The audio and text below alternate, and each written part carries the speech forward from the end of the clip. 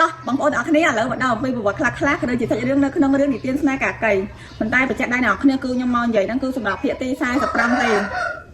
តាមពិតទៅតើតើជាមួយនឹងជីវិតកាកៃគឺវាមានដំណើរដើមរឿងច្រើនមែនតើអ្នកនរគ្នាអញ្ចឹងអ្នកនរគ្នាតាមតែនេះប្រកាសជាដឹងថាសម្រាប់កាកៃគឺស្អាតអ្នកណាឃើញក៏លងស្រឡាញ់ដែរមិនថាព្រះអង្គម្ចាស់មិនថាគ្រុឌមិនថាពពួកអាមលើទេអ្នកនរគ្នាគឺលងជាមួយនឹងសម្រាប់នាងពីព្រោះអីនាងបានសច្ចារួចហើយកាលពីជាតិមុនណានាងបានស្លាប់ដោយសារមនុស្សប្រុសចឹងទៅជាតិនេះនាងបានសច្ចាថាបើសិនជានាងកើតជាតិក្រោយសូមឲ្យនាងខ្លាយទៅជាមនុស្សម្នាក់ដែលអាចធ្វើបាបមនុស្សប្រកបគ្នាឲ្យគេឆ្លុះបង្វែងជាមួយសម្រាប់របស់នាងចឹងទៅអ្នកនរគ្នាបានដឹងហើយកាលពីមុនគឺនាងបានស្លាប់ហើយនាងបានកើតទៅជាផ្កាម្ដងទៅកើតជាផ្កាដោយសារនាង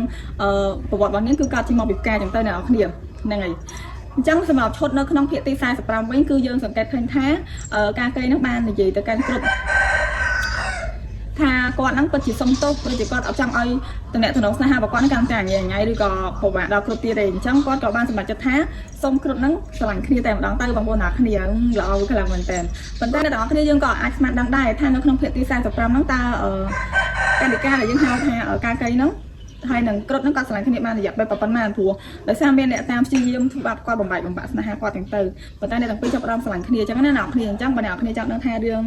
និទានស្នេហ៍កាកៃភាគទី45ល្អមើលប៉ុណ្ណាកុំភ្លេចទស្សនាទាំងអស់គ្នាតាមរយៈប៉ុន្មានប៉ុន្តែ